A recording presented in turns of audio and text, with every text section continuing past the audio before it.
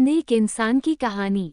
हम आपको एक नेक इंसान की कहानी सुनाएंगे जिसमें ये पता चलता है कि कैसे एक इंसान दिखावा करने की जगह सच में लोगों की भलाई करता है। नेक इंसान की कहानी में एक नदी किनारे एक बहुत सुंदर गांव था। वहाँ के लोग भी बहुत अच्छे थे। सब मिलजुल कर रहते थे, लोगों में एकता भी थी और एक दूसरे की मदद भी करते थे। उस गांव में शंकर भगवान की एक बहुत सुंदर मंदिर था। उस मंदिर के एक पुजारी थे जो बहुत ही त्यागी और सच्चे भक्त थे। वो प्रतिदिन मंदिर में पूजा करते थे और मंदिर की देखभाल भी करते थे। शंकर भगवान उस पुजारी पर हमेशा अपनी कृपा बनाए रखते थे।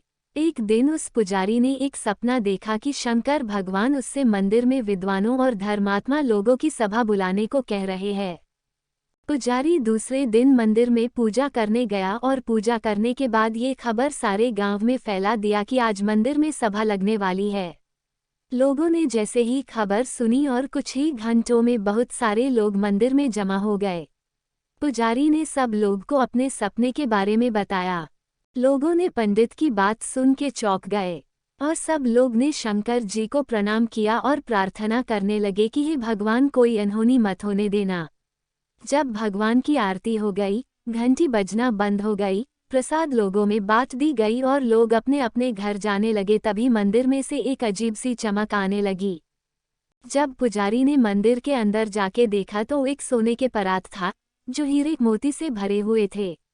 उस रत्न की चमकने से पूरे मंदिर में रोशनी ही रोशनी फैल गई थी। पुजारी ने जब उस परात को उठाया तो उसमें एक चिट्ठी भी थी जिसमें लिखा हुआ था कि जो सबसे सच्चा, दानी, पुण्यात्मा और दयालु होगा उसी के लिए ये शंकर भगवान का उपहार है। पुजारी ने उस परात को उठाए और गांव के सब लोग को दिखाई और बोले कि यहाँ प्रत्येक बुधवार को सभा लगेगी और मैं ये परात हर एक व्यक्ति के हाथ में दूंगा और जो लोग अपनी दयालु और पुण्यात्मा को साबित कर देगा तो ये परात उसका हो जाएगा। ये खबर चारों ओर फैल गया। खबर सुन के दूर दूर से तपस्वी, दानी, त्यागी और बड़े बड़े धर्मात्मा सब लोग मंदिर में आने लगे। एक आदमी बहुत सालों से एकादशी का व्रत कर रहा था, तो उसने सोचा कि मैं तो इतने सालों से सच्चे मन से व्रत रखता हूँ, मैं तो एक सच्चा आदमी हूँ, भगवान का उपहार तो मुझे ही मिलने वाला है। उस आदमी ने भगवान को प्रणाम किया और वही बगल में खड़ा हो गया। पंडित जी ने हीरे मोती से भरे परात उसके हाथ में रख दिया और जैसे ही वो परात उसके हाथ में गया तो वह मिट्टी का हो गया।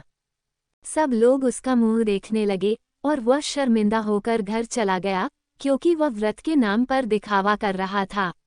और जब पंडित के हाथ में वो परात आया तो फिर से सोने का हो गया और हीरे मोती चमकने लगे।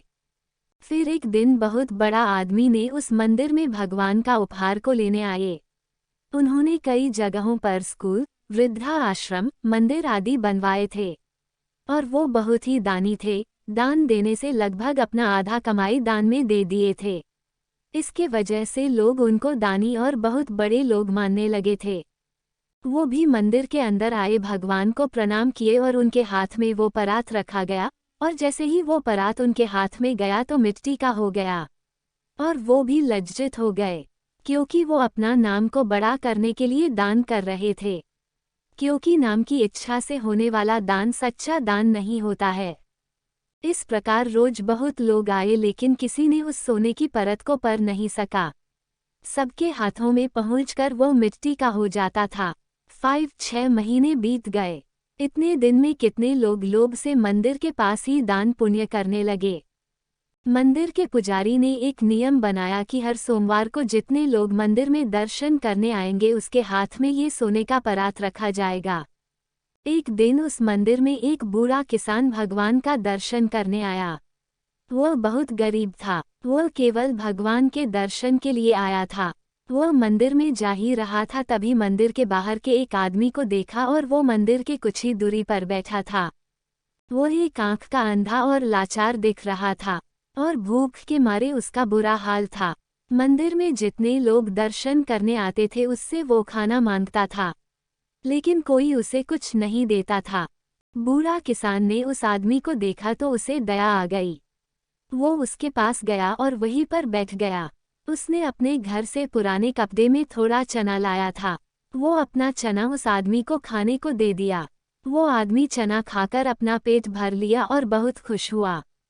उसके बाद बूढ़ा किसान ने मंदिर में दर्शन करने गया और भगवान का दर्शन करके बाहर निकला तो पंडित जी ने उसके हाथ में सोने का परात रख दिया। और जब वो परात उसके हाथ में गया तो हीरे मोती 2 गुने चमकने लगे। सब लोग चौंक गए कि ये कैसे हो गया। तब पंडित जी ने कहा, जो निर्लोभ है, दीनों पर दया करता है, जो दुखियों की सेवा करता है, बिना किसी लोभ के दान करता है, उस पर भगवान भोलेनाथ अपनी कृपा हमेशा बनाए रखते हैं और वही सच्चा पुण्यात्मा है। इतना कहकर पंडित जी ने उस बूढ़े किसान से कहा कि यह भोलेनाथ का उपहार है, अब ये आपका हुआ। बूढ़ा किसान बहुत खुश हुआ और उसे लेकर अपने घर चला गया। यहाँ अब नेक इंसान की कहानी खत्म होती है। सारांश, दोस्तों, इस नेक इंसान की कहानी से ये सीख मिलती है कि हमें दूसरों को दिखाने या खुद को बड़ा साबित करने के लिए कोई नेक काम करने की जगह अपने दिल से लोगों की भलाई करना चाहिए। आपको नेक इंसान की कहानी कैसी लगी हमें जरूर बताएं।